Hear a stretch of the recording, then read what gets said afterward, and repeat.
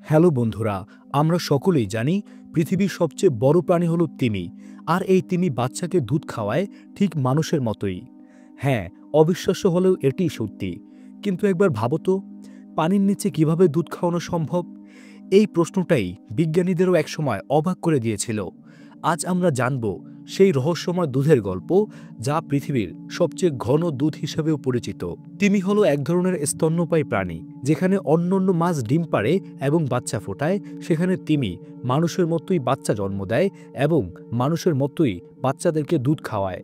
এখন প্রশ্ন থাকতে পারে, কিন্তু তারা তো সমুদ্রের গভীরে থাকে, তাহলে সেই বাচ্চারা পানির নিচে কিভাবে দুধ খায়? এখানেই লুকিয়ে আছে প্রকৃতির এক অসাধারণ কৌশল। এখন সাধারণভাবে প্রশ্ন থেকে যায়, পানির নিচে দুধ খাওয়ালে সেই দুধ পানির সাথে মিশে যায় না? এর উত্তর হলো না। তিমির দুধ সাধারণ দুধের মতো তরল নয়।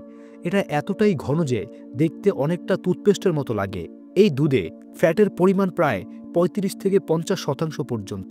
একবার ভেবে দেখুন, গরুর দুধে যেখানে মাত্র ৩% ফ্যাট থাকে, সেখানে তিমির দুধে তার ১০ গুণ বেশি।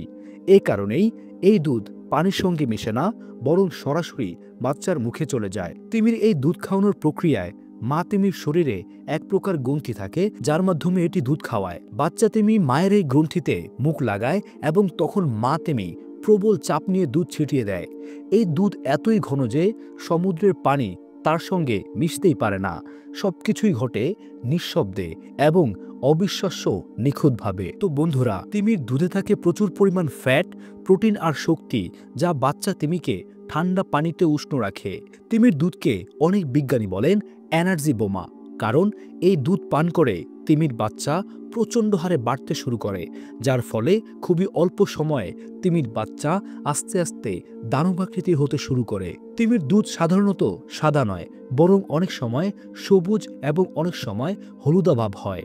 এর কারণ হলো ফ্যাট এবং বিশেষ এনজাইমের মিশ্রণ। প্রথম দিকে গবেষকরা ভেবেছিলেন এটি হয়তো কোনো অদ্ভুত সামুদ্রিক তরল, কিন্তু পরে জানতে পারেন এটি আসলে তিমির দুধ। আপনি আরও জানলে অবাক হবেন, একটি মা তিমি প্রতিদিন প্রায় ১৫০ লিটার দুধ দিতে পারে, অর্থাৎ যা দিয়ে একটি ছোট্ট সুইমিং পুল পুরোপুরিভাবে ভরাট করা যাবে। তো বন্ধুরা, সমুদ্রের গভীর অন্ধকারে ঠান্ডা জলে বিশাল ঢেউয়ের নিচে এক মা তিমি তার সন্তানকে ভালোবাসায় ঘিরে রাখে।